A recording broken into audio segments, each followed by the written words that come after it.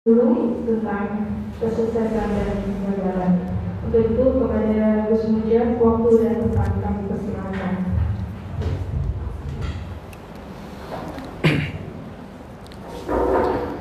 Bismillahirrahmanirrahim. Assalamualaikum warahmatullahi wabarakatuh.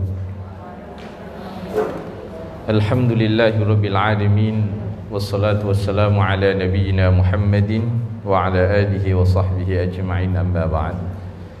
Para bunda Majlis Ta'lim Az-Zahra yang dimuliakan oleh Allah Subhanahu wa taala, segenap pengurus, segenap jamaah semuanya yang sekarang mengikuti kajian online baik di Facebook maupun Instagram semuanya, semoga kita semuanya dalam naungan ridha Allah Subhanahu wa taala, keluarga kita dijaga oleh Allah Subhanahu wa taala, hidup kita dinaungi keberkahan, dan tentunya semoga kita kelak ketika meninggal dunia dalam kondisi husnul khatimah, husnul khatimah, husnul khatimah. Para bunda bisa dibuka mushafnya. Kita masuk di surah Al-Maidah ayat 3 hingga ayat 9. Surah Al-Maidah yaitu juz yang ke-6. Kemudian kita masuk di ayat yang ketiga hingga ayat ke-9. Sebelum kita membaca Al-Quran, kita doa. Ini ada Ananda Abil Dafa Muwafaq, putra dari Bunda Diah yang besok Kamis insyaAllah akan dihitan. Semoga Ananda Abil Dafa Muwafaq ini dianugerahi oleh Allah menjadi anak yang saleh, dianugerahi oleh Allah anak yang bermanfaat, patuh kepada orang tua, patuh pada agama, bangsa dan negara. Ini kadang ada yang khitan masih kecil, kan ini baru lahir kan, baru berapa, mungkin berapa bulan ya, 2 bulan ya, 3, oh hampir 3. Keluarga istri saya itu hampir semua hitannya itu diampel itu kecil semua, masih bayi, tapi enggak 3 bulan ya, kadang ada yang 40 hari, ada yang 1 bulan, itu ada. Semoga Ananda Abil Dafa Muwafaq ini menjadi putra yang saleh, dianugerahi oleh Allah ilmu dan tentunya bermanfaat untuk agama. Al-Fatihah. A'udzu billahi minasyaitonir rajim. Bismillahirrahmanirrahim. Alhamdulillahirabbil alamin, arrahmanir rahim, maliki yaumiddin. Iyyaka na'budu wa iyyaka nasta'in. Ihdinas siratal mustaqim. صراط الذين أنعمت عليهم غير المغضوب عليهم ولا الضالين. أعوذ بالله من الشيطان الرجيم. بسم الله الرحمن الرحيم. حرمت عليكم الميتة والدم ولحم الخنزير وما أهل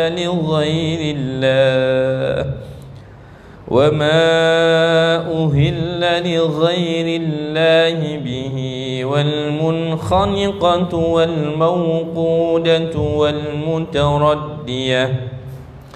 والمتردية والنطيحة وما أكل السبع إلا ما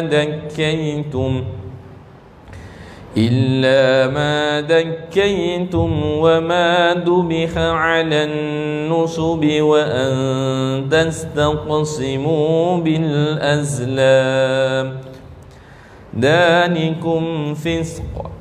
اليوم يئس الذين كفروا من دينكم فلا تخشوهم واخشون. اليوم أكملت لكم دينكم وأتممت عليكم نعمتي ورضيت لكم الإسلام دينا. فمن اضطر في مخمصة غير متجانف لإثم غير متجانف لإثم فإن الله غفور رحيم يسألونك ماذا أحل لهم قل أحل لكم الطيبات وما علمتم من الجوارح مكلبين تعلمونهن مما علمكم الله فكلوا مما أمسكن عليكم واذكروا اسم الله عليه واتقوا الله إن الله سريع الحساب اليوم أحل لكم الطيبات وطعام الذين أوتوا الكتاب حل لكم وطعامكم حل لهم والمحصنات من المؤمنين والمحصنات من الذين أوتوا الكتاب من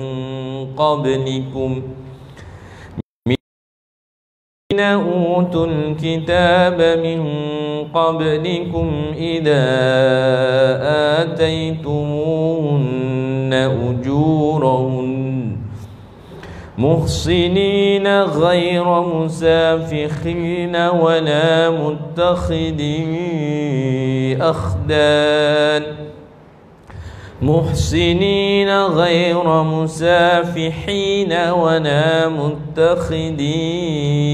أخدان ومن يكفر بالإيمان فقد حبط عمله وهو في الآخرة من الخاسرين يا أيها الذين آمنوا إذا قمتم إلى الصلاة فاغسلوا وجوهكم وأيديكم إلى المرافق وامسحوا برؤوسكم وأرجلكم إلى الكعبين.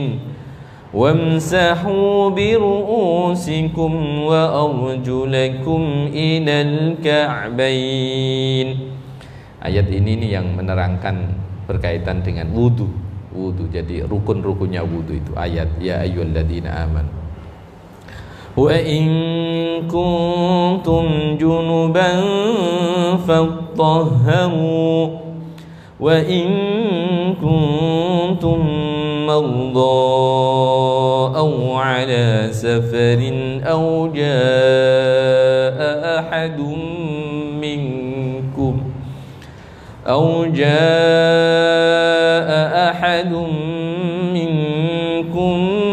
minal ghaa'iti aw lamastumun nisaa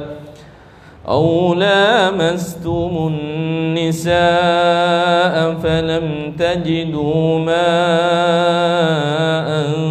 fatayammamu. Kalau ayat ini aula mastumun nisa, yang kemudian para ulama fikih beda pendapat apakah bersinggungan kulit lawan jenis itu membatalkan wudu atau tidak. Sementara yang berpendapat tidak membatalkan karena aula mastumu itu maksudnya adalah bersetubuh, bukan kemudian singgungan kulit. Aula mastumun nisa itu. Ayat ini juga berkaitan dengan tayamum. أو لامستم النساء فلم تجدوا ماء فتيمموا صعيدا طيبا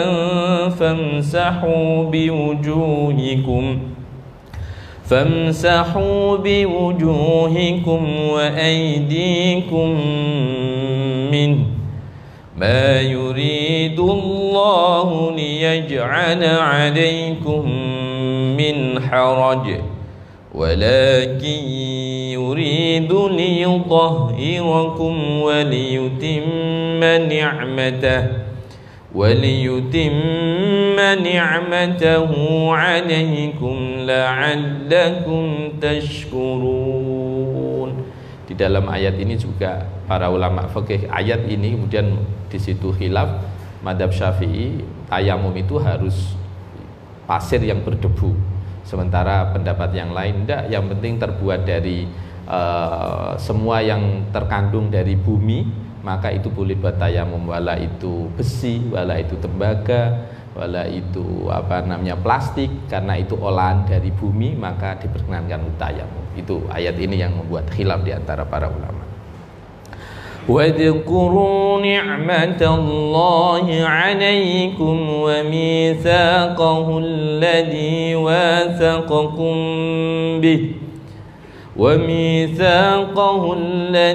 واثقكم به إذ قلتم سمعنا وأطعنا واتقوا الله إن الله عليم بذات الصدور. يا أيها الذين آمنوا كونوا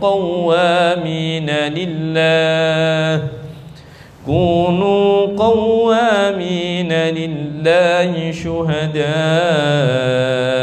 بالقسط ولا يجرمنكم شنآن قوم على ألا تعدلوا اعدلوا هو أقرب للتقوى واتقوا الله إن الله خبير بما تعملون. وعد الله الذين آمنوا وعملوا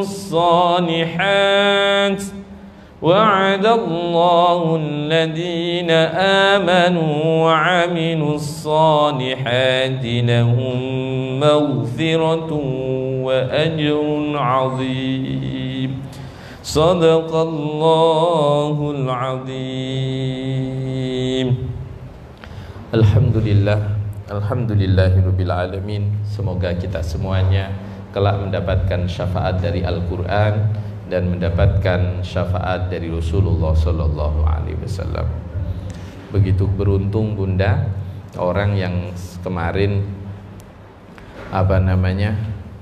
orang baca Al-Mulk, orang membaca Yasin aja akan mendapatkan pertolongan dari Allah Subhanahu wa taala, apalagi orang kemudian istiqomah membaca Al-Qur'an.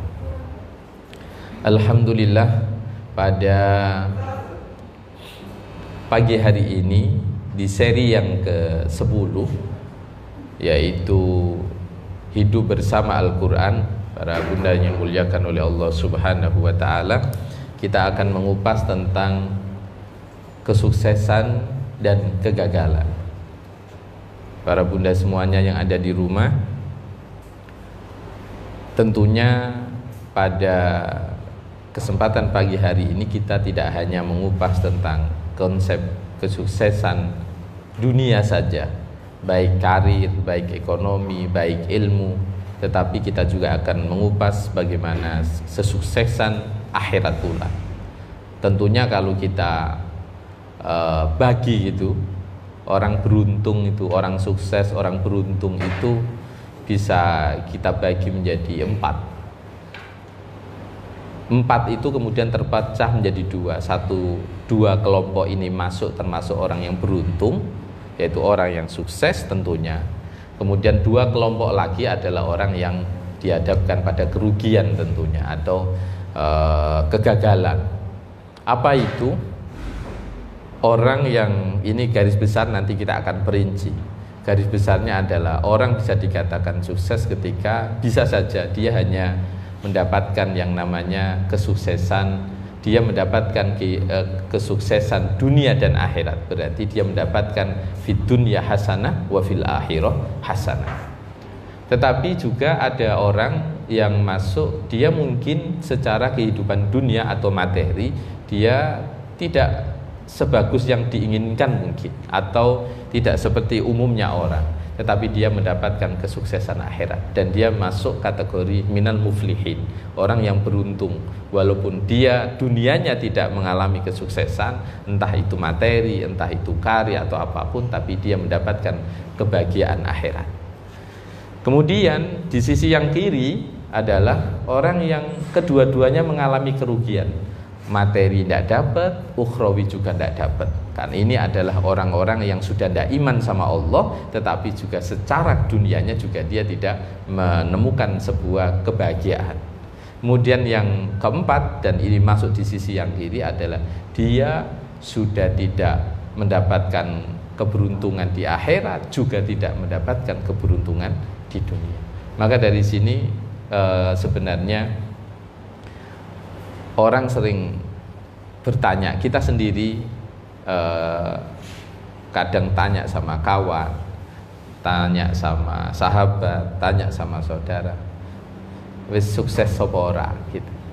Sering kadang orang muncul pertanyaan seperti itu. Maka pada pagi hari ini kita akan mengupas sukses itu seperti apa. Insya Allah kita akan kupas itu Bunda. Tetapi sebelum kita mengupas tentang sukses dan tidaknya, saya ingin memberitahu kepada diri saya sendiri juga, kita semuanya yang sekarang ikut kajian online pada pagi hari ini. Manusia itu esensinya adalah innal insana khuliqa halu'a. Innal insana khuliqa halu'a. Bahwa sesungguhnya manusia itu diciptakan oleh Allah suka mengeluh. Innal insana khuliqa halu'a. Nanti coba saya ini lupa nyatet surat apa ini. Nanti insya Allah saya infokan di akhir, karena yang ada mushaf Qur'annya yang di HP yang dipakai di live. Jadi innal insana khuliqa halu'a, bahwa sesungguhnya manusia itu diciptakan oleh Allah dalam kondisi suka mengeluh. Idza massahu syarru manua, ketika tertimpa kesusahan maka rata-rata mereka berkeluh kesah. Wa idza massahul khairu manua, ketika mereka tertimpa atau mendapatkan kebahagiaan, mendapatkan kebaikan, mereka yang banyak adalah manua. Mereka akan kikir. Manua artinya menahan. Mereka akan menahan apa yang didapat. Koyok-koyok kepingin digopeki dhewe. Itu tipologi manusia. Innal insana khuliqa halu'a wa idza massahu syarru jazua wa idza massahul khairu manua. Ketika dia ditimpa kesusahan, dia berkeluh kesah. Ketika dia mendapatkan kenikmatan, biasanya kepingin gegem dewe. Illal musallin, kata Allah, illal musalli, kecuali orang-orang yang sholat. Siapa ini orang-orang yang seperti ini? Alladzina hum ala sholatihim yuhafidun, orang yang benar-benar mampu menjaga ibadah sholatnya.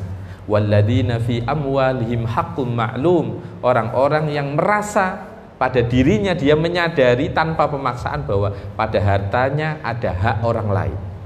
Walladzina fi amwalihim haqqum ma'lum, ada hak yang sudah diketahui. Mestinya kalau dapat rezeki 100 juta, zakatnya itu adalah 2,5%, maka dia memahami bahwa 2,5 juta itu adalah haknya orang lain.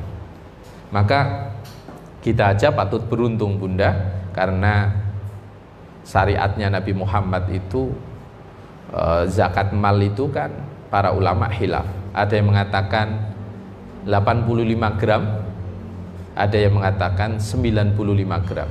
Sekarang emas harganya berapa Bunda? Berapa? 1 juta 700. Oh sudah turun. Oh yang biasa. Yang biasa. Karena Pasti jenengan ingat ya, jenengan yang sudah nikah dulu, mas kawin itu berapa dulu? Berapa dulu? 85.000 ribu. Saya dulu itu masih ingat emas itu kalau tidak salah per gramnya 350. Zaman saya pas ngasih cincin istri itu masih ingat itu. Jadi 350. Dan sekarang sempat 1 juta ya Bunda ya, sempat 1 juta. Oke, saya lanjutkan. Lisa ili wal mahrum. Pokoknya nak ngomong mas muni kabeh ya. Lisa ili wal mahrum. Orang yang tahu, kecuali orang-orang yang ahli sholat, yang menjaga sholatnya, yang dia menyadari bahwa pada hartanya itu ada haknya orang yang berhak, dan dia lisa ili wal mahrum. Dia menyiapkan uangnya itu, hartanya itu, kadang untuk orang yang meminta, juga orang yang tidak meminta-minta. Maka kadang kita harus menyadari bahwa tidak melulu kita bersedekah menunggu untuk ditarik, tetapi kita harus menyadari, oh ini ada orang yang memang tidak meminta-minta dan dia merupakan orang yang berhak menerima zakat. Maka dari sini Bunda, kita ngomong kesuksesan, ngomong kegagalan, maka kita harus paham dari awal kita ini sebagai manusia diciptakan oleh Allah, nak oleh soro mesti mengeluh maksud saya. Tapi kalau mendapatkan kenikmatan, dia malah bukan bersyukur, tapi dia malah ingin mendapatkan kenikmatan itu sendiri tanpa berbagi kepada yang lain. Itu karakter umumnya manusia. Berarti kalau kemudian ada manusia yang baik, berarti dia telah jauh dari karakter aslinya, yaitu karena ini bawaan.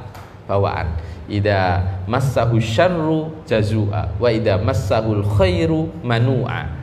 Yaitu orang-orang ketika ditimpa sebuah kesusahan dia mengeluh, ketika mendapatkan kenikmatan, kebahagiaan, kebaikan, dia kemudian hanya memikirkan dirinya sendiri. Tapi Allah masih kasih tambahan, illal musallin, kecuali orang-orang yang ahli sholat. Kemudian kecuali orang-orang yang memahami bahwa pada hartanya itu ada hak orang lain, baik lisa ili wal mahrum, baik untuk orang yang meminta-minta ataupun yang tidak. Oke, kita masuk di pembahasan utama. Bunda, dulu itu ada seorang sahabat, saya yakin nama ini familiar, tetapi kadang kita belum tentu tahu. Sahabat Abdurrahman bin Auf. Ini orang yang suksesnya luar biasa. Secara keduniaan itu beliau sukses yang luar biasa, tetapi secara akhirat juga beliau tentunya orang yang luar biasa karena beliau sahabat Rasulullah SAW. Beliau ini sahabat muhajirin. Beliau penduduk Makkah, hijrah ke Madinah. Beliau ini saat hijrah hartanya kan ditinggal. Memang sudah dari awal ini orang kaya, tetapi karena hijrah beliau ditinggal. Sampai satu momen Kanjeng Nabi itu, sejarah hijrahnya Rasulullah itu, para sahabat yang Makkah dengan Madinah dipersaudarakan. Umpama ada Hasan, ini dipersaudarakan dengan Muhammad. Ada siapa dipersaudarakan dengan inilah. Kebetulan Abdurrahman bin Auf itu dipersaudarakan dengan salah seorang sahabat Ansor. Lah beliau ini karena memang jiwa bisnis, saat datang ke Madinah tidak punya apa-apa karena ditinggal semua. Dia ngomong sama saudara yang dipertemukan sama Rasulullah itu, tunjukkan aku pasar. Jadi aku tidak usah kamu kasih modal uang, tunjukkan aku pasar. Ini kalau orang tidak cerdas tidak mungkin ini. Pokoknya dudano pasar aku. Saat sampai di pasar, Abdurrahman bin Auf menjadi orang yang sukses. Tanpa modal datang ke pasar, bisa jualan, kemudian berkembang. Satu momen beliau menikah. Ditanya sama Rasulullah, Abdurrahman bin Auf, kamu punya apa untuk mas kawin calon istrimu? Beliau menyebutkan nominal. Ya sudah, kalau kamu memang punya uang, siapkan mas kawin, tapi minimal kamu sembelih kambing. Untuk apa Rasul? Kata Rasul, a'linun nikah, untuk mengumumkan pernikahan. Ya ini Makanya konsep resepsi itu sebenarnya itulah anjuran Rasulullah SAW. Cuma tinggal resepsi itu mewah apa tidak, sesuai dengan kemampuan apa tidak, fungsinya itu memang untuk doa, minta doa restu atau fungsinya untuk yang lain. Maka di situ. Nah, Abdurrahman bin Auf, saya lanjutkan. Abdurrahman bin Auf ini agak aneh. Satu momen Bunda, Rasulullah itu pernah menyampaikan seperti ini. Nanti orang yang kaya itu hisabnya belakangan. Saya ulangi, orang yang banyak uang itu hisabnya belakangan. Orang-orang fakir itu yang tidak punya uang hisabnya duluan, karena ibarat kata iki nak sing kaya-kaya didulukan, ya sing fakir-fakir ngantri kesuwen. Kesuwen kan hisabnya kan kelamaan. Maka orang-orang fakir didahulukan, orang-orang kaya kemudian dibelakangkan. Abdurrahman bin Auf mendengar ini seketika itu, karena beliau itu termasuk orang kaya raya. Seketika itu ada peristiwa para sahabat dulu sempat perang. Buah kurma yang ada di rumah itu pada busuk. Karena ditinggal perang itu pada busuk, Abdurrahman bin Auf punya inisiatif untuk buah kurma itu dibeli semua. Padahal busuk. Ya, sapa sing gelem tuku pelem busuk? Siapa yang gelem beli duren busuk, kan tidak mau. Abdurrahman bin Auf enggak, dia pingin beli semua miliknya para sahabat yang busuk, dibeli dan dikasih harga dengan korma yang normal. Korma yang normal berarti korma yang fresh. Langsung seketika itu uangnya Abdurrahman bin Auf, harta kekayaannya habis untuk membeli korma. Hanya beliau pingin jadi orang miskin supaya hisapnya duluan. Hanya sekali lagi, hanya pingin jadi orang miskin supaya hisapnya duluan. Tapi yo nasib soge, yo riwayatnya beda. Ternyata ada peristiwa di Yaman, ada wabah, dan wabah itu ternyata ada seorang raja datang ke Madinah untuk mencari korma busuk. Ternyata malah korma busuknya Abdurrahman bin Auf ini malah dibeli 10 kali lipat dari harga yang dia keluarkan. Mulane nak nasibe soge yo soge pancen. Apik dikejar kaya napa niki, nak ora soge yo wis pontang-panting kaya napa ya mboten. Kaya nasibe iki Abdurrahman bin Auf. Sudah niat untuk menghabiskan uangnya supaya jadi orang miskin, supaya hisabnya itu ringan. Lah kok iya malah korma busuknya itu dibeli 10 kali lipat. Makanya ini orang yang sukses gak kepingin sukses dunia, tapi malah dikai pangeran sukses dunia. Ini saya ingin kasih gambaran Bunda, kenapa saya cerita Abdurrahman bin Auf, bahwa kesuksesan dunia kalau kemudian tidak dijadikan kendaraan dia untuk kesuksesan akhirat, maka itu akan merugi. Maka tidak bisa dia dikatakan orang yang sukses. Kalau kemudian kesuksesan dunia, kekayaannya, karirnya semua tidak kemudian menjadikan karir kekayaannya itu kendaraan dia mendekatkan diri kepada Allah, maka esensinya dalam Al-Quran dia tidak bisa dikatakan minal muflihin, yaitu orang-orang yang beruntung, orang-orang yang sukses. Maka dari sini nanti kita akan kupas seperti apa sih orang menapai sebuah kesuksesan. Insya Allah pada kesempatan pagi ini saya akan mengupas lebih ke kehidupan sehari-hari dulu. Nanti saya arahkan kesuksesan akhirat itu seperti apa. Jadi Abdurrahman bin Auf ini sahabat yang luar biasa, orang yang kaya raya selain sahabat Utsman bin Affan, selain sahabat Anas bin Malik. Anas bin Malik niki sugih sebab kena sabdone Kanjeng Nabi. Ini arek daleme Kanjeng Nabi, sugih anak, sugih bondo, dawa umur. Saya pernah cerita itu di satu momen di ngaji Az-Zahra juga. Anak wis 1 selawe. Saya tidak tahu para pengurus itu, karena saya kadang diceritai nak pengurus pas jamaah ngaji offline itu banyak itu nggak fokus ngaji katanya, ngopeni jamaah jadi nggak dengerin maksimal pengajian katanya. Jadi saya masih ingat Anas bin Malik itu, beliau itu didoakan sama Rasulullah, Allahumma aksir malah wa waladah waghfir danbah wa tawwil umrah. Ya Allah, perbanyak harta Anas bin Malik, perbanyak anak keturunan Anas bin Malik, panjangkan umurnya, ampuni dosanya. Apa yang terjadi? Umurnya 100 tahun luwih. Kalau jenengan nak pagi olahraga, dino minggu olahraga, iku tujuannya men sehat toh? Sehat tujuannya men apa? Dawa umur. Dawa umur toh? Men gak loro, men sehat, bisa ibadah begitu. Anas bin Malik itu usianya 100 tahun lebih. Anaknya beliau itu hampir 125, yang 2 perempuan. Semua 125 seluruhnya laki-laki, 2 perempuan. Berarti 127. Bisa bayangin tuh anak 127. Gak usah gawe sekolah, guys, sekolah dewe. Gak, 127. Ini kan pasti istrinya tidak mungkin 1. Dan hitungan saya juga tidak mungkin 4, bisa lebih. Meninggal, kemudian nikah lagi, kan bisa begitu. Kalau 4 aja per 1 aja 30-an. Itu sudah. Gak bisa bayangin kan jenengan? 30 terus setahun hamil. Kemudian beliau itu hartanya melimpah sampai di saat kurma itu mestinya panen itu 1 tahun sekali, khusus miliknya Anas bin Malik itu kena hujan sendiri dan panen 1 tahun 2 kali. Dan jenengan tahu Anas bin Malik itu punya rutinan 1 minggu sekali khataman Al-Quran. Kemudian saat khataman ngundang anak cucunya untuk doa bareng. Bisa jangan bayangkan kalau anaknya aja 127, putune piro, kira-kira saben minggu ngene mangan wong piro gitu kan.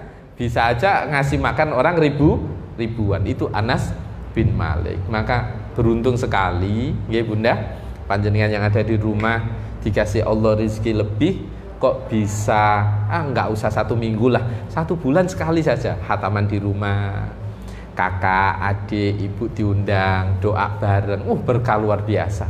Anas bin Malik seperti itu, salah satunya yaitu istiqomahnya. Setiap seminggu sekali khataman dengan anak cucunya, bukan ngundang hufat, bukan, dibaca sendiri Bunda, dibaca sendiri. Maka kalau anggap aja panjenengan 1 bulan sekali kan cukup kan, 1 juz 1 kali, 1 juz 1 hari. Nanti entah kalau orang Jawa bisa pakai selapan, entah setiap Jumat Pon, atau setiap Ahad Wage, atau mau setiap tanggal 30, monggo. Kemudian bapak diundang, ibu diundang, kakak adik diundang, doa, makan-makan. Itu saya yakin berkahnya luar biasa. Sudah dapat berkahnya silaturahmi, berkahnya doa khatmil Quran. Itu Masya Allah. Semoga semuanya dalam keberkahan Allah Subhanahu wa ta'ala. Oke, kita masuk di bagaimana supaya orang itu sukses, bagaimana supaya orang itu beruntung, bagaimana supaya orang itu bahagia.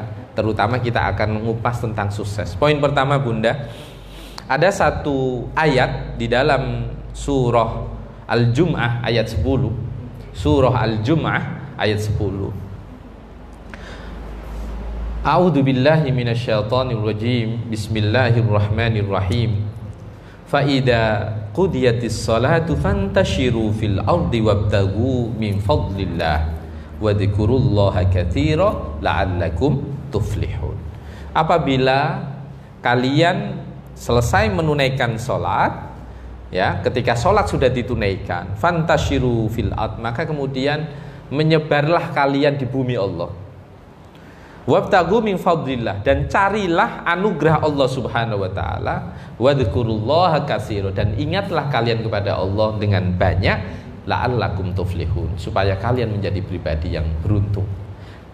Sukses pertama kalau ingin sukses Bunda dari ayat ini apa itu? Yaitu kulo panjenengan harus punya kemampuan memanage waktu.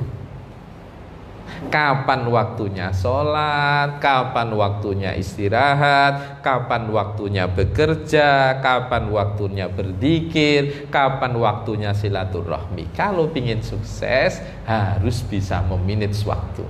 Saya yakin jangan bisa merasakan kok orang yang bingung sedino sing dilakoni apa gak weruh karo dengan orang yang saya pagi hari ini jam sekian ngapain, jam siang harus begini, istirahat, sore harus menyiapkan, harus nulis, macam-macam. Ciri orang sukses salah satunya adalah dia selalu memanage waktu. Kapan dia harus sholat, kapan dia harus bekerja, kapan dia harus berkomunikasi, kapan dia harus megang HP. Itu semua harus bisa memanage. Titik poin, kan kita paham kalau dalam sebuah perusahaan orang tidak memanage waktu pasti masalah. Pasti masalah. Sama, orang kalau ingin sukses harus bisa memanage waktu. Sebagaimana dalam Al-Quran tadi disebutkan, kalau kalian sudah sholat, maka menyebarlah kalian di bumi Allah untuk mencari anugerah-anugerah Allah, mencari uang, menyambung tali silaturahmi. Kemudian setelah itu jangan lupa juga berzikir kepada Allah supaya kalian menjadi orang-orang yang beruntung. Beruntung itu apa ya? Salah satunya kesuksesan itu. Yang kedua Bunda, satu ayat lagi, yaitu ya ayyuhalladzina amanu. Bentar, bukan ya ayyuhalladzina amanu. Ya ayyuhalladzina amanu. Saya ini lupa ini, gak nyatet ayatnya ini. Tak tulis ayatnya, surat apa gak tak catat. Ya ayyuhalladzina amanu taqullaha wabtaghu ilaihil wasilah wajahidu fi sabilihi la'allakum tuflihun. Ini mirip-mirip dengan ayat yang pertama sebenarnya. Wahai orang-orang yang beriman, bertakwalah kalian kepada Allah, carilah anugerah Allah, yaitu menjadikan wasilah untuk mendekatkan diri kepada Allah, bersungguh-sungguhlah di jalan Allah supaya kalian menjadi orang yang beruntung. Poin kedua Bunda, yang pertama yaitu memanage waktu, maka poin yang kedua adalah dia hendaklah ketika melakukan apapun dengan sungguh-sungguh. Sekali lagi, kalau ingin sukses, melakukan apapun harus totalitas. Harus totalitas. Kalau nggak totalitas, mustahil sukses. Kalau panjenengan kuliah gak tenanan, ya buyar gak wisuda. Iso di DO. Panjenengan bekerja, yang saya yakin kalau di sini di rumah yang panjenengan seorang pengusaha, pasti semua diawali dari satu usaha yang ditekuni, kemudian baru berkembang berikutnya. Nggak mungkin orang mulai langsung 3 unit, 4 unit usaha. Yang penting satu fokus dan itu ditekuni. Maka kalau ingin sukses, maka harus sungguh-sungguh atas apa yang telah dilakukan. Maka kalau kita pahami, ada satu hadis Rasulullah SAW, Kanjeng Nabi itu pernah menyampaikan seperti ini Bunda. Idza amila ahadukum amalan falyattaqinhu. Kalau kalian mau melakukan sesuatu, lakukan dengan excellent, lakukan dengan sempurna, lakukan dengan komitmen untuk menuntaskan. Kadang wong duwe penyakit kan gak marinan Bunda. Nglakoni apa durung mari ditinggal. Golek liyane. Mari nglakoni apa bisnis apa durung tuntas ditinggal. Maka kalau ingin sukses, salah satu caranya adalah sungguh-sungguh untuk mengerjakan apa yang telah dipegang. Kemudian yang ketiga, ciri atau tips supaya orang sukses adalah dia selalu berhijrah. Apa maksudnya berhijrah di sini? Bukan kemudian hijrah menurut bahasa, maksud saya berpindah menuju menjadi yang baik dari satu perbuatan, satu aktivitas ke aktivitas yang lain. Maka ciri orang-orang yang seperti ini adalah dia tipe orang yang kalau mungkin bahasa orang-orang sekarang itu ya apa itu Bunda? Selalu mau menggali potensi dirinya. Maka ini bukan, pindah lagi. Bukan, pindah lagi. Jadi dia selalu pindahnya tapi untuk meraih yang lebih baik, bukan yang malah susah. Kemudian yang keempat Bunda, kalau ingin sukses, maka yang harus dilakukan adalah memiliki ketabahan, kesabaran yang luar biasa dalam menghadapi cobaan, hambatan, rintangan, dan godaan. Maka ada satu ayat yang sangat menohok untuk diri kita, ibarat kata ini benar-benar harus dipegang.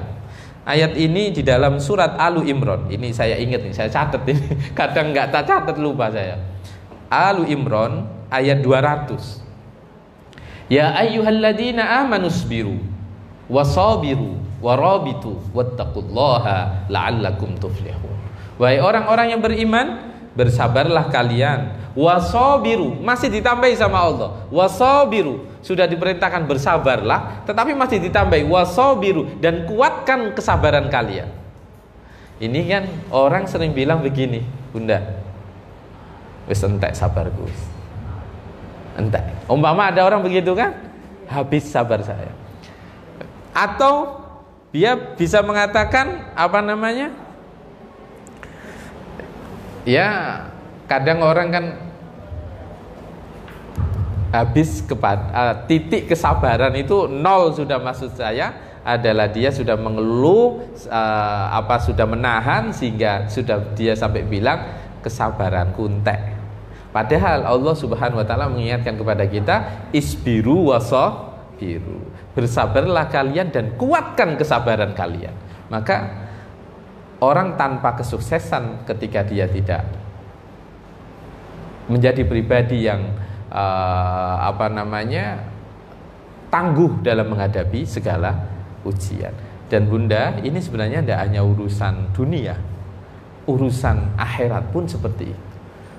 Jadi kayak contoh, saya contohkan contoh kecil ini, orang umroh, bisa jangan bayangkan, apalagi haji ya, yang tidak terbiasa, yang di rumah itu jarak 100 meter aja pakai sepeda motor, ya umpama ini, ya kan, pakai sepeda motor. Coba jangan lihat orang yang umroh, dia tawaf putar, sa'i yang sejauh itu, mohon maaf, Safa Marwah itu kan 450 meter.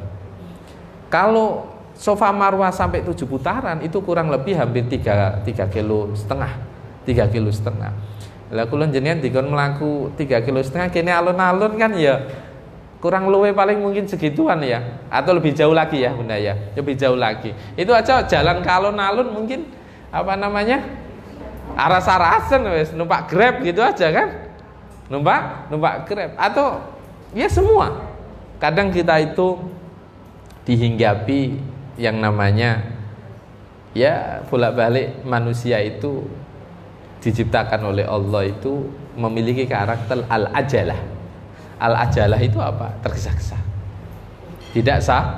tidak sabar. Oke, kita lanjutkan yang kelima Bunda. Tips yang berikutnya adalah dia menjadi pribadi yang memegang komitmen atas apa yang telah dilakukan. Berarti aturannya yang sudah ditentukan harus dilakukan. Contoh, mohon maaf, ini kalau urusan usaha saya yakin panjenengan semuanya yang di rumah lebih paham ini. Tetapi saya contohkan, kalau panjenengan sudah mau bilang kepada diri sendiri, ya Allah, mulai hari ini hingga 1 tahun ke depan saya akan istiqomah puasa Senin Kemis. Saya yakin kalau ini diucapkan dan dipegang, itu akan berbuah sebuah kesuksesan. Tetapi coba kalau orang itu kemudian tidak memegang komitmennya, ya nak kepingin poso ya tak poso, nak enggak kepingin wis gak poso. Kira-kira kalau dipraktekkan dalam urusan bisnis, orang seperti itu kira-kira bisnisnya jalan enggak? Tidak akan jalan. Dan dia kayak contoh lah, seperti sekarang lagi ada pandemi, kemudian banyak para pebisnis tiarap. Tapi juga ada yang pebisnis walaupun masih pandemi, dia tetap berjalan, dia tetap sekuat tenaga, minimal tidak ada pemasukan, tapi minimal pegawai tergaji. Begitu. Itu ada tipe-tipe seperti itu. Dia tangguh dalam menghadapi karena dia memegang komitmen. Maka dari sini Bunda, kalau tadi saya utarakan ada 5 poin, Maka sebenarnya ada rumus kesuksesan di dalam kehidupan, baik suksesan dunia maupun akhirat, itu ada cuma 3. Nah, ini di satu versi yang lain ya, di versi yang lain cuma 3, tidak banyak. Orang kalau ingin sukses dunia akhirat itu cuma 3 rumusnya. Dan itu ada yang memaknai ini, yaitu sebagian ulama memaknai itu diambil dari surah, ya Allah saya semoga nyatat, ini surat apa ya, Al-Fatir 29:30. Ini yang jangan pegang Bunda, karena ini puncak dari pembahasan kita. Apa itu? Saya coba baca ayatnya. A'udzu billahi minasyaitonir rajim. Innal ladzina yatluna kitaballahi wa aqamus shalah wa anfaqu mimma razaqnahum sirran wa 'alaniyah. Al-Fatir 29:30.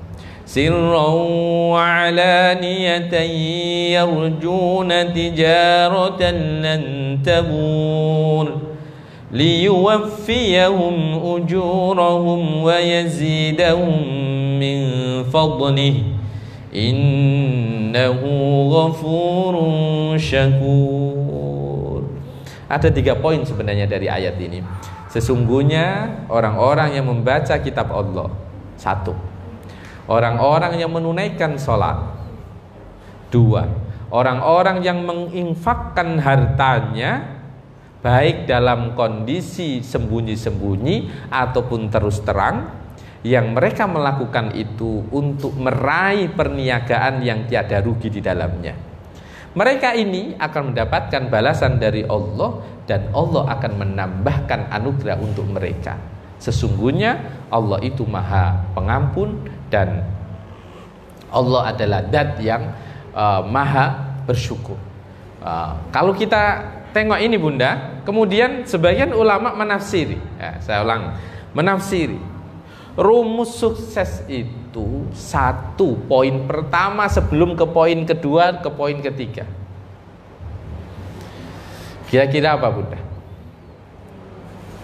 Harus berilmu. Mustahil orang sukses di dunia maupun di akhirat tanpa berilmu.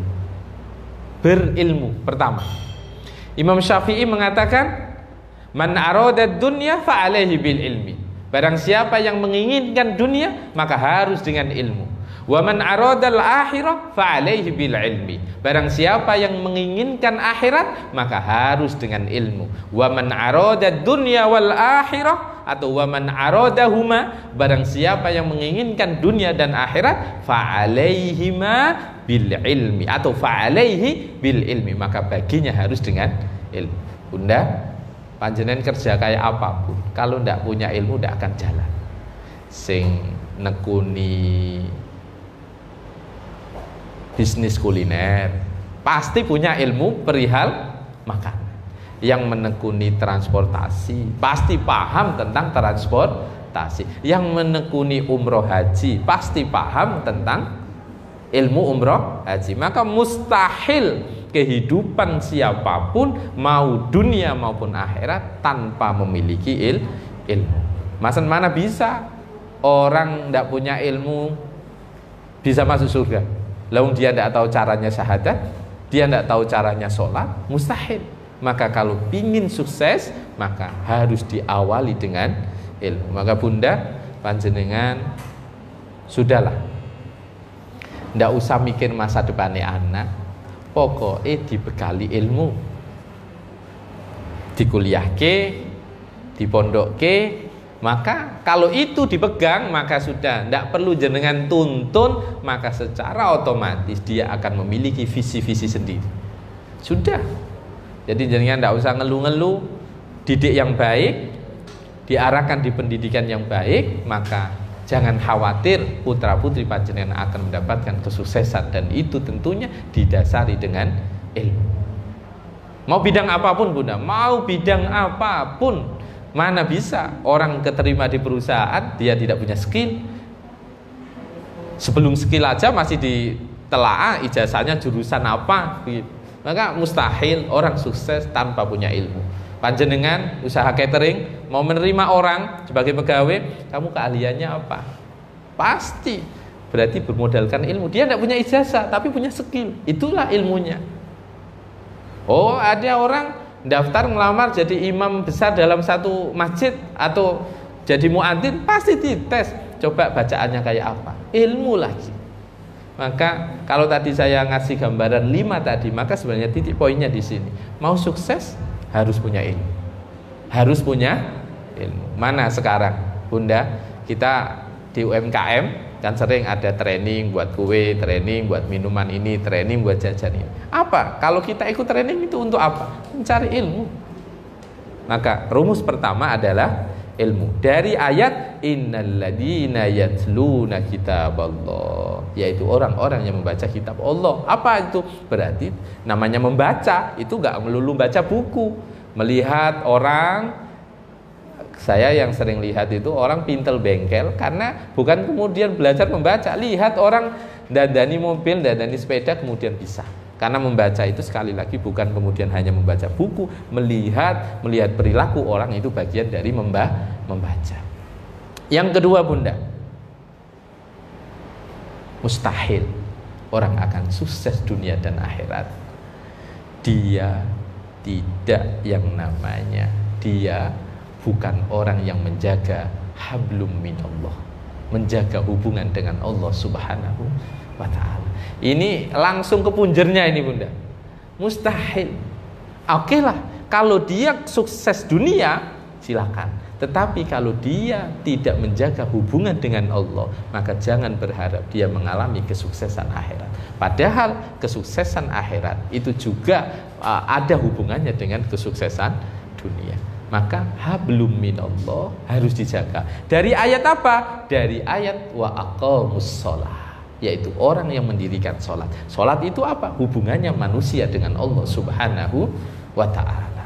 Maka saya yakin dengan tanya orang sekaya apapun, kita sering membaca buku, mendengar kisah. Banyak orang-orang di barat yang punya uang, dia merasa mengalami kekeringan hati, kekeringan jiwa. Karena apa? Tidak ada yang namanya kedekatan dia dengan Sang Pencipta.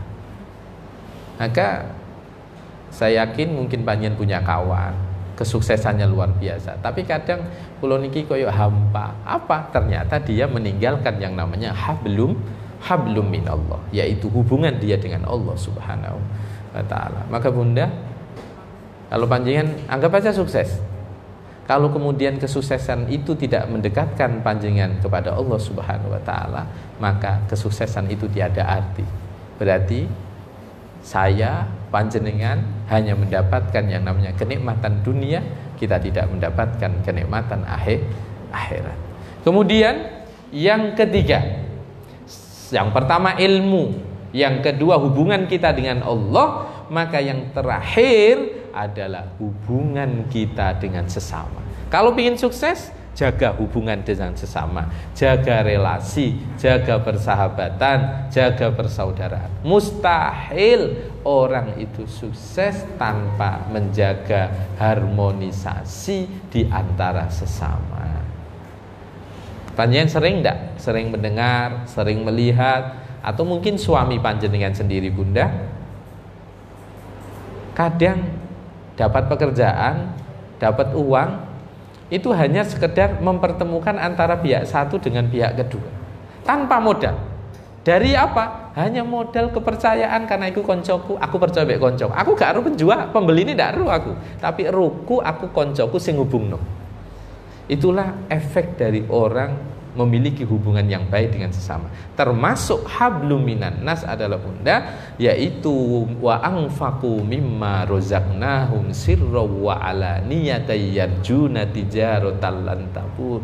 Dia tidak melupakan hak-hak orang lain. Kalau dapat uang sudah nisab, ini zakat. Zakat itu kan kadarnya uang itu zakat mal itu kadarnya kan 85 gram emas. Sebenarnya kan yang diwajibi zakat itu an-naqdain. An-naqdain itu al-fiddah wal dahab, yaitu emas dan perak. Tapi kan ini diwajib dizakati karena dulu menjadi alat transaksi. Lah karena sekarang alat transaksi itu adalah kertas, uang, maka uang itu harus dizakati. Kemudian para ulama mengkonversi itu untuk emas itu 85 gram anggap aja, ada yang mengatakan 95 gram, tinggal dikalikan per gram berapa, anggap aja per gram 500.000 dikalikan 85 gram, maka totalnya berapa bunda? 85 kali 500, wes hitung gampang wae yo. Apa itu? Berapa? Saya matematika paling tidak bisa saya. Wes anggap mau emas regane 1 juta lah, kan gampang nak 1 juta, 85 juta 85 juta, anggap aja emas itu 1 juta, maka kewajiban zakat itu 85 juta. Itu cuma diambil 2,5%. 2,5%. Saya pernah cerita ke panjenengan, umat Nabi Musa, Bani Israel, itu zakatnya, itu rubul mal, 1/4 dari harta. Berarti nak 80, nak saiki nak duit 1 juta wae, itu dijipuk 20 juta. Kroso apa ndak? 1 juta diambil 25, terasa ndak? Terasa. Kalau 100 juta diambil 2,5 juta, enggak terasa. 2,5%. Tapi kalau 100 diambil 25, beruntung kita umatnya Nabi Muhammad. Zakat itu cuma sedikit. Kalau dalam kitab itu enggak ada istilah 2,5% bunda. Adanya itu rubu'ul usyur, 1/10. Lain terus jadinya 2,5. Di kitab itu istilahnya rubu'ul usyur, 1/10. Benar ya? 1/10 kan 2,5%. Maka dari sini bunda, sekali lagi saya ulangi, kunci kesuksesan harus bermodalkan ilmu. Yang kedua, dia harus menjaga hubungan dia dengan Allah Subhanahu wa taala. Yang ketiga, dia menjaga hubungan dia dengan sesama, termasuk mau berbagi atas rizki yang telah diberikan Allah kepadanya. Pertanyaannya kemudian, lah nak kula mboten sukses, apa yang harus dilakukan? Umpamanya hidup. Ini tadi kan tema kita kesuksesan dan apa? Kegagalan. Lah kalau kemudian mengalami kegagalan, bagaimana? Apa yang harus dilakukan? Ini kan tips supaya sukses. Tiba-tiba terus jatuh, memang tidak bisa sukses, baik urusan dunia ataupun urusan akhirat. Ini saya ingin cerita. Rasulullah itu, bunda ingat tidak dulu sempat rame orang memaknai ayat wa wajadaka dhallan fahada, ya, ad-duha. Jadi kita akan kupas tentang bagaimana orang kalau sudah jatuh dalam kegagalan, itu bagaimana supaya menjadi orang yang mau bangkit. Nah, Rasulullah itu dulu bunda, di dalam surat ad-duha, Rasulullah setelah mendapatkan wahyu itu lama, hampir 15 hari, itu tidak ada wahyu lagi. Rasulullah diejek sama orang-orang kafir, kamu itu apa, Muhammad sudah tidak ada apa-apa gitu. Sampai kemudian Rasulullah mengalami fase di mana termenung, ya Allah ini bagaimana, kelanjutannya kayak apa. Sampai di situ disebutkan, kalau panjenengan paham di surat ad-duha, ya, di surat ad-duha itu kan disebutkan wad-duha wal-laili idza saja ma wadda'aka rabbuka wa ma qala walal akhiratu khairul laka minal ula wala sawfa yu'tika rabbuka fatarda alam yajidka yatiman fa'awa. Muhammad, apakah kamu dulu itu loh yatim, maka kemudian ada yang ngopeni kamu? Siapa itu? Ya ada mbahnya, ya pamannya, ada yang ngopeni Kanjeng Nabi. Dulu kamu dalam kondisi kebingungan di sini dalam artian adalah Rasulullah ingin bagaimana tentang syariat itu kelanjutannya. Kemudian sampai Rasulullah dalam kondisi tidak punya apa-apa, kemudian ditolong oleh Allah Subhanahu wa taala. Nah, kemudian ayat berikutnya setelah wadduha itu al-insyirah. Al-insyirah, hafal semua atau panjenengan?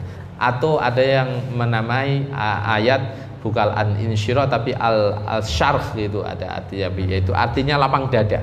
Bunda, ayat ini, surat ini mengajarkan tentang konsep hidup orang yang jatuh terpuruk, seterpuruk-puruknya. Jatuh sejatuh-jatuhnya. Saya coba akan gali per ayat 1 sampai 8. Yang pertama Bunda, orang kalau sudah dalam kondisi terpuruk, maka Allah Subhanahu wa taala mengingatkan kepada kita di ayat 1. Ini ngomongin Nabi Muhammad sebenarnya. Alam nashrah laka sadrak. Bukankah kami telah melapangkan dadamu wahai Muhammad? Sing asale susah tadi, yatim di mong kali mbahi, di mong kali pamane. Aku telah melapangkan dadamu. Ayat ini mengajarkan Bunda tentang konsep ketika seseorang menjalani apapun, profesi apapun, ketika mengalami kegagalan harus berlapang dada. Berarti kalau lagi jatuh Bunda, maka yang harus ditanamkan dalam diri kita harus menerima ketentuan. Poin pertama, alam nashrah laka sadrak. Kalau panjenengan mengalami kegagalan apapun, kegagalan dalam bisnis, kegagalan dalam berkeluarga, kegagalan dalam pekerjaan, dalam karir apapun, maka harus berlapang dada dulu. Munculkan keridhaan itu. 1. Kalau tadi kita ngomong bagaimana sukses, sekarang bagaimana bangkit dari kegagalan. Lapangkan hati kita. Ayat yang kedua, wa wada'na anka wizrak alladhi anqadha dhahrak. Dan kami pun telah menurunkan beban darimu Muhammad yang telah memberatkan punggungmu. Dari sini Bunda, kita dapat memetik pelajaran. Poin kedua, ketika seseorang mengalami kegagalan, selain melapangkan dada kita, melapangkan diri kita, maka yang kedua, jangan lupa bahwa jangan sampai kita terjatuh pada yang namanya putus asa. Ini peringatan, warning. Ketika kamu mengalami kegagalan dalam hal apapun, jangan sampai putus asa, karena beban itu pasti akan diangkat sama Allah. Kenapa orang bunuh diri? Kenapa orang kemudian lari dari masalah sehingga dia kemudian menjadi stres? Karena dia merasa pikulan itu, beban itu, dia tidak bisa melepaskannya. Maka ketika seseorang jatuh sejatuh-jatuhnya, dia harus punya keyakinan bahwa beban ini akan dilepas oleh Allah Subhanahu wa taala. Maka kalau dia berpikir seperti itu, maka dia tidak boleh berputus asa. Bisa dipahami Bunda? Oke, kita masuk di ayat yang keempat. Kalau tadi 2 dan 3, kita masuk di ayat yang keempat adalah wa rafa'na laka dzikrak. Wa rafa'na laka dzikrak. Dan kami akan tinggikan sebutan namamu Muhammad. Ini perihal tentang Nabi Muhammad. Apa yang dapat kita petik dari ayat ini? Jika kita ingin diangkat derajat oleh Allah Subhanahu wa taala, maka bersikaplah rasional dan proporsional. Jangan kemudian karena kegagalan panjenengan kemudian sudah tidak punya semangat hidup. Orang seperti itu enggak? Sering enggak? Ketika gagal apapun terus males kabeh. Sampai kemudian sampai mau apapun itu sudah enggak punya semangat. Maka jangan sampai ketika seseorang mengalami kegagalan, kita harus tetap bersikap rasional, bersikap proporsional. Berarti tetap harus yang namanya kejernihan berpikir harus dipegang. Kejernihan berpikir harus dipegang Bunda. Oke, kita masuk ayat yang kelima. Ayat yang kelima. Fa inna ma'al usri yusra. Inna ma'al usri yusra. 5 dan 6 ini. Fa inna ma'al usri yusra. Inna ma'al usri yusra. Maka sesungguhnya beserta kesulitan itu ada kemudahan.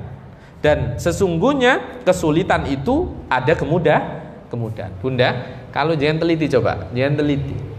Fa inna ma'al usri, al usri itu isim ma'rifah. Ada al. Ayat yang ke-6, inna ma'al usri itu ada al, ma'rifah. Kalau yusron itu yusron yang ayat kelima, yusron ayat ke-6 itu isim nakirah.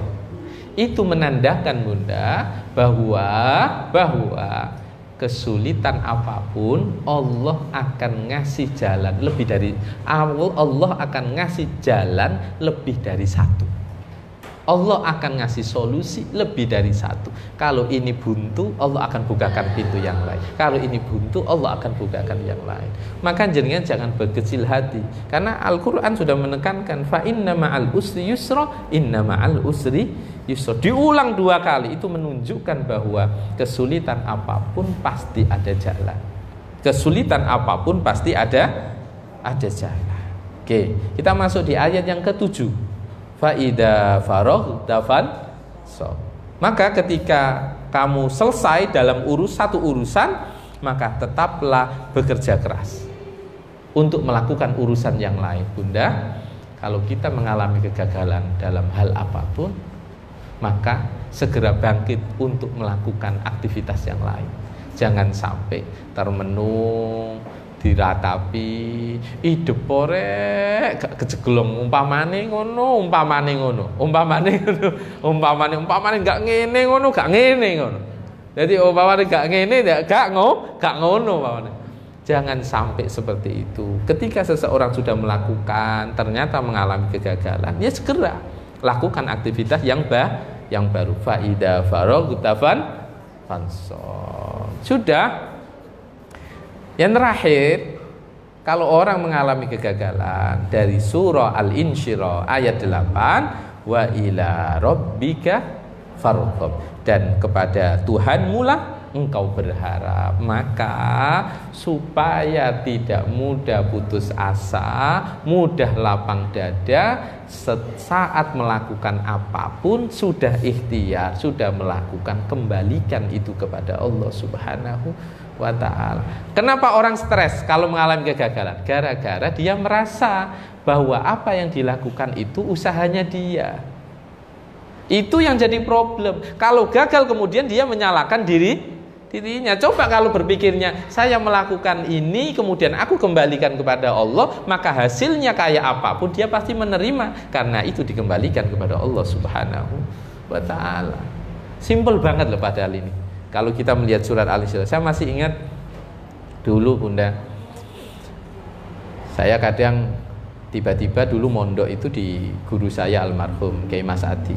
Mama punya masalah, dan sowan ke situ, ndak cerita apa, ndak ngomong apa, tiba-tiba nangis mama. Jenengan kan bisa begitu kan? Ono masalah karo bojone, kemudian moro-moro mulai gak cerita karo wong tuane, sing moro-moro metu air mata tok ngono, gak iso ngomong, gak iso opo gitu. Saya masih ingat dulu diajari guru saya, ketika saya punya masalah selalu disuruh ambil air putih, ya, disuruh ambil air putih gelas. Saya disuruh ndak dibaca sama guru saya yang suruh baca sendiri, disuruh baca surah Al-Insyirah ini. Jadi kemudian saya masih ingat betul, karena itu saya nggak hanya sekali masalahnya. Ketika saya dulu saya sempat digoda diisengi sama temen itu, ya ini kalau perempuan insya Allah enggak lah, kalau di pondok ini biasa diisengi sama teman saya, teman kampung bukan teman pondok, itu diraja gitu loh ya. Itu jadi setiap hari ada yang ngintil saya terus, jin itu banyak. Nah saya itu sumpek gitu loh. Kemudian guru saya ngomong ke saya, ambil air putih, saya suruh baca Al-Insyirah untuk ditiupkan, kemudian diusapkan di ini apa nih, bon-bonan ini ya, sama di dada, dan itu akan melapangkan, menenteramkan. Jadi panjenengan umpamane ono anak lagi nangis, diminum ya, diminum juga.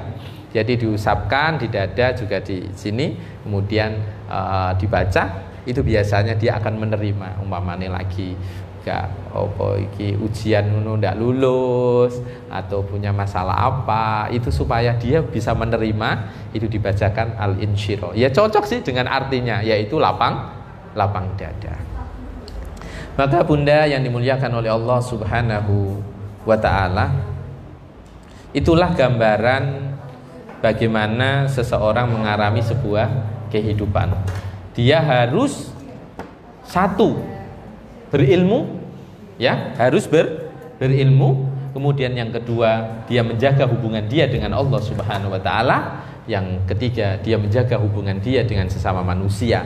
Ketika dia mengalami kegagalan, benar-benar mengalami kegagalan, harus memunculkan sifat optimisme bahwa Allah pasti akan mengangkat itu, Ketika dia gagal dalam satu hal, maka segera cari aktivitas yang lain, karena Allah juga memberi jalan itu tidak hanya satu. Kemudian kalau pingin nggak mudah putus asa, kalau nggak mudah down, rumusnya kalau melakukan apapun selesainya kembalikan ke Allah. Wa ila rabbika farghab. Oke, sebelum saya tutup, sesuai request kemarin ada sholawatan. Coba saya sudah buat. Saya sudah buat. Tidak tahu, pengen buat, tidak bisa-bisa. Tadi malam dapat. Tadi malam dapat. Oke. Sallu ala Nabi Muhammad.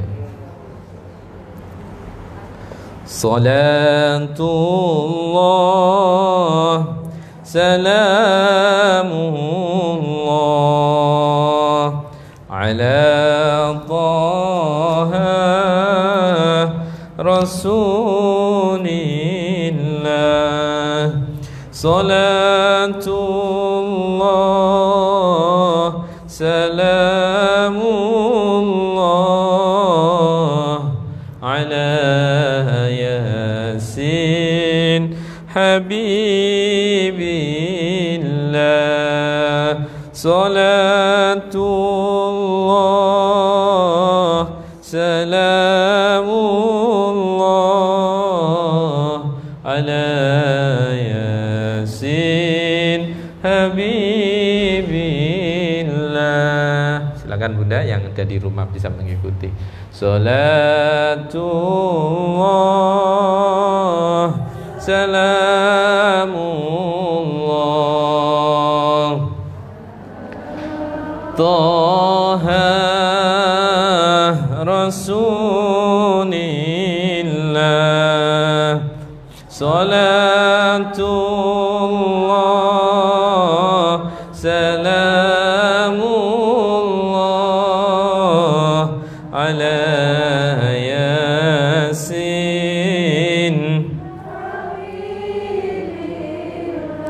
Hidup itu perjuangan, hidup itu pengorbanan.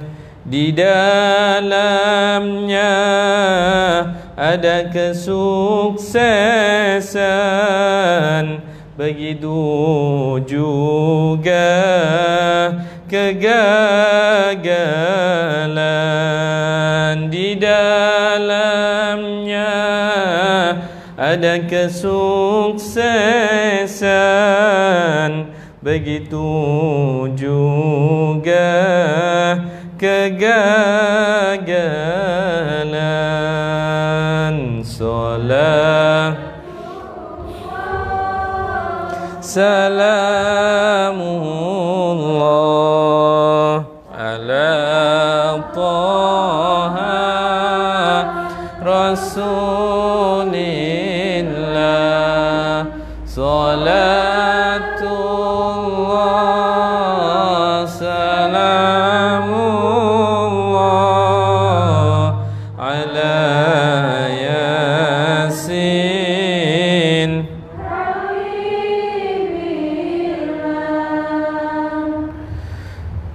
Hidup itu tempat cobaan,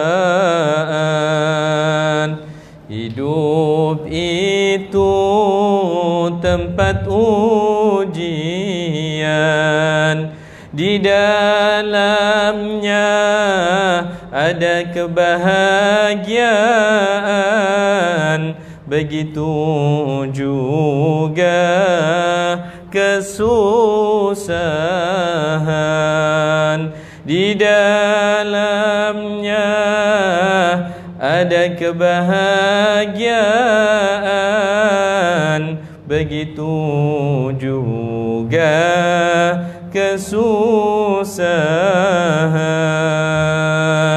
Salatullah, salamullah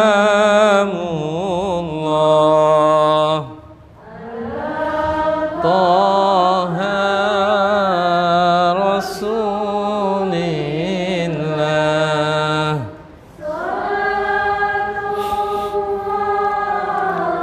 Salamullah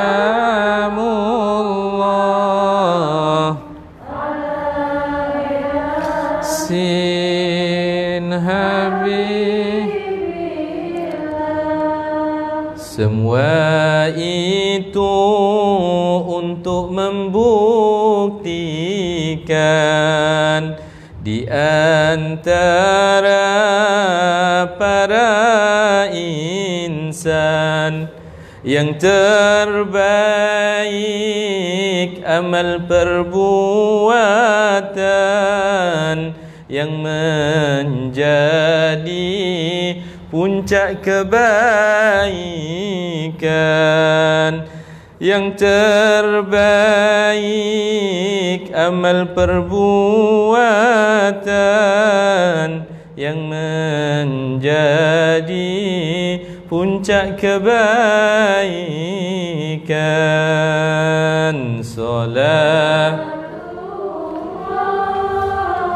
Salamullah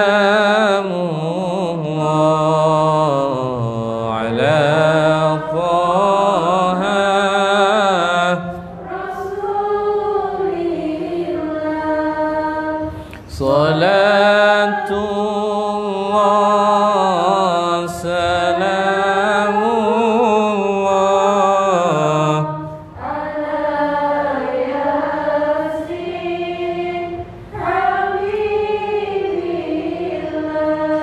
Syair yang terakhir ini, satu syair yang nanti saya baca terakhir ini adalah ending dari bagaimana kita bersikap, mau menghadapi kesuksesan, mau menghadapi kegagalan, mau menghadapi kebahagiaan, mau menghadapi kesusahan, mau menghadapi kesenangan, kesedihan, itu semua tinggal sikap yang menentukan.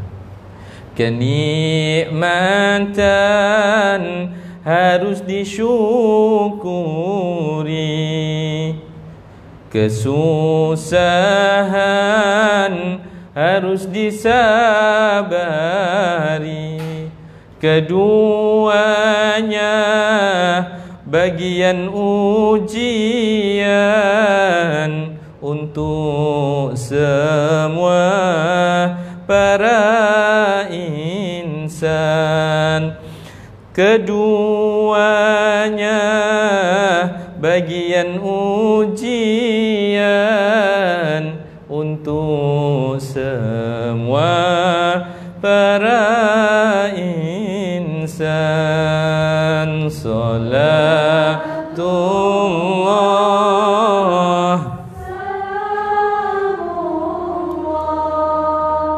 ala Taha Rasulillah. Salatullah salamullah ala Yasin Habibillah. Bunda, jadi ending dari semua itu kembali ke tema yang pernah kita kupas. Mau itu senang, mau itu sedih, mau itu kaya, mau itu miskin, mau itu bahagia, mau itu sengsara, endingnya semua itu ujian. Lah, maka berkualitasnya iman seseorang nanti dilihat bagaimana dia merespon atas apa yang menimpanya. Kalau dia menjadi orang yang sukses, maka dia harus menjadi pribadi yang bersyukur. Maka dia kalau mengalami kegagalan dunia, usaha susah, apa susah, maka dia harus menjadi pribadi yang bersabar. Mendapatkan kesusahan, mendapatkan kesengsaraan, dia harus bersabar. Dan kedua-duanya sama-sama baik. Orang dikasih enak, itu juga baik kalau dia bisa bersyukur. Orang dikasih susah, itu juga baik kalau dia bisa bersabar. Insya Allah itu yang dapat saya sampaikan. Ada pertanyaan, Bunda?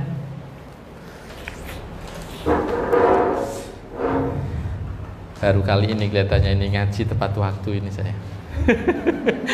Biasanya molor dikit apa. Saya banyak melihat banyak orang sukses dunia, karirnya, tapi hubungannya dengan Allah tidak baik. Sedangkan yang hubungan dengan Allah sangat baik tapi gagal dalam usaha dan bahkan selalu mendapatkan ujian kehidupan. Mohon dijelaskan Ustadz, apakah yang mendapatkan ujian itu sudah menanggung dosa-dosanya? Ini kan jawabannya sudah ada di syair tadi, di akhir. Orang yang mengalami, kalau kita sering mengungkapkan sukses dunia itu adalah karir, usaha, uang, itu bukan berarti kemudian dia berarti orang yang tidak disukai oleh Allah. Belum tentu. Orang yang sukses karir, sukses usaha, sukses dagang, belum tentu juga dia adalah orang yang dicintai oleh Allah. Ya Bunda, belum tentu. Maka tadi sekali lagi, sikap itu yang menentukan dia berkualitas apa tidak. Kalau dia dikasih uang yang banyak sama Allah, kesuksesan dalam karir, kesuksesan dalam bekerja, kok dia mampu menjadikan kesuksesan itu untuk kendaraan, untuk dekat dengan Allah, maka dia telah mendapatkan, dia masuk kategori minal muflihin, orang-orang yang beruntung, the winner ya, seorang juara.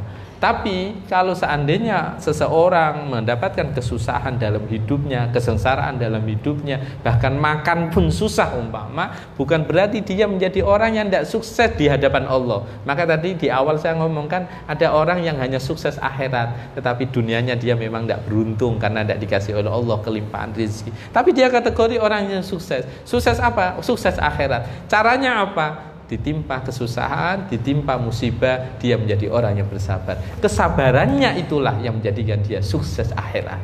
Maka kalau kemudian pertanyaan dikembangkan, apakah orang yang sudah ditimpakan musibah-musibah bertubi-tubi bisa menghapus dosanya?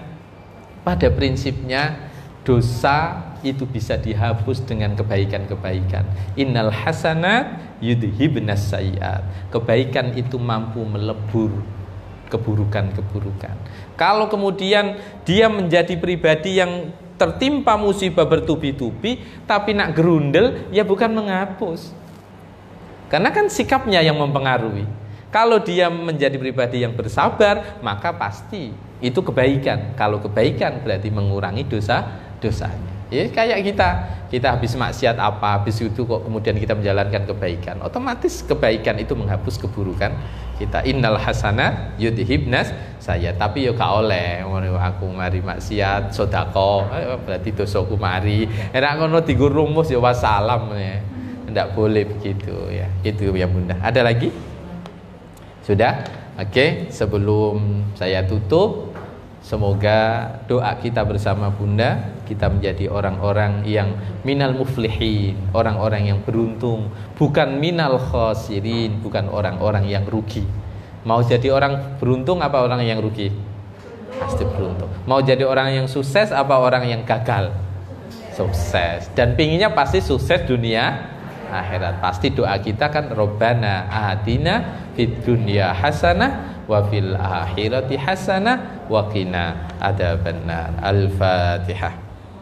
A'udzu billahi minasyaitonir rajim. Bismillahirrahmanirrahim. Alhamdulillahirabbil alamin. Ar-Rahmanir Rahim. Maliki yaumiddin. Iyyaka na'budu wa iyyaka nasta'in. Bismillahirrahmanirrahim. Alhamdulillahirabbil alamin. Hamdan na'imin, hamdan syakirin, hamdan ni'ama wa kafi majida rabbana lakal hamd. Allahumma salli ala sayyidina Muhammad wa ala ali sayyidina Muhammad.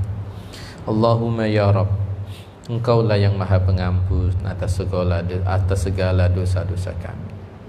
Allahumma ya Rabb, Engkaulah yang Maha Pengampun atas segala kesalahan-kesalahan kami. Allahumma ya Rabb, Engkaulah yang Maha Pengampun atas segala kekhilafan-kekhilafan kami. Ampunilah dosa-dosa kami, dosa-dosa kedua orang tua kami, anak-anak kami, orang-orang terdekat kami ya Allah. Allahumma ya Allah, Engkaulah yang Maha Pengasih, lagi Maha Pengampun, lagi Maha Penyayang. Irhamna ya Rabb, sayangilah kami semua ya Rabb. Sayangilah anak-anak kami, sayangilah pasangan kami, sayangilah orang-orang terdekat kami ya Allah.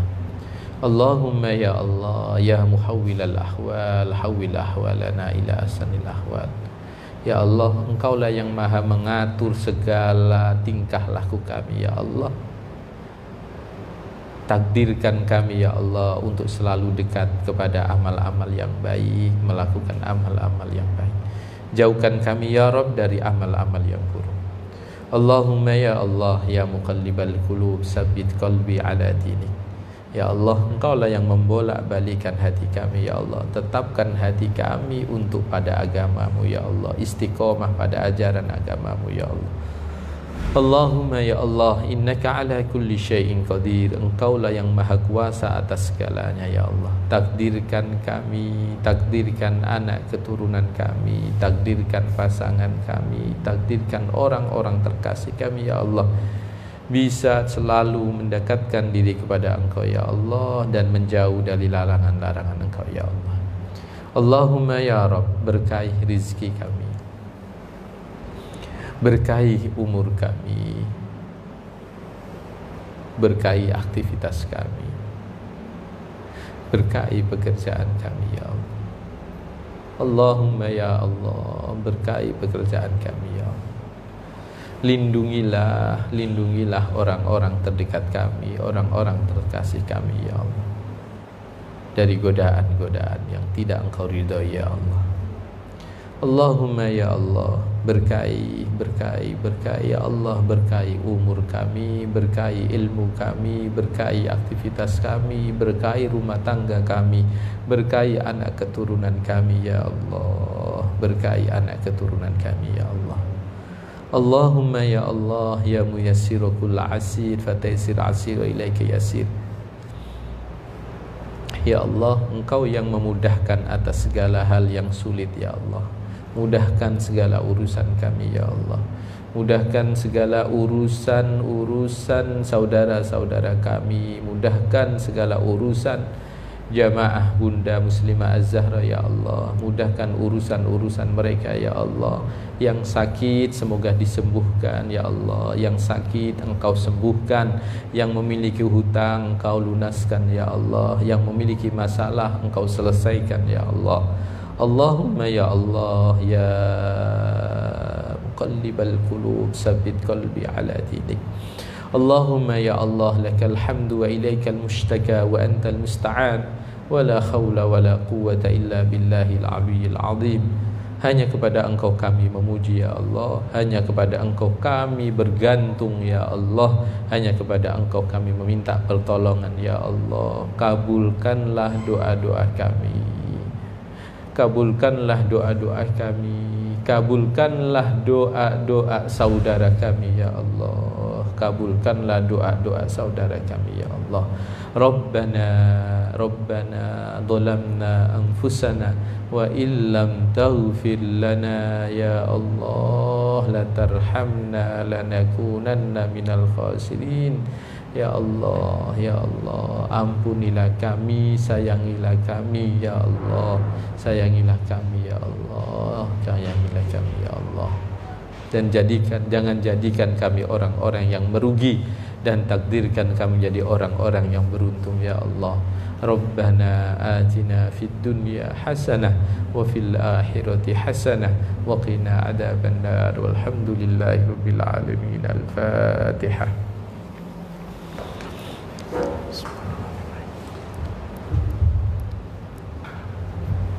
Assalamualaikum warahmatullahi wabarakatuh.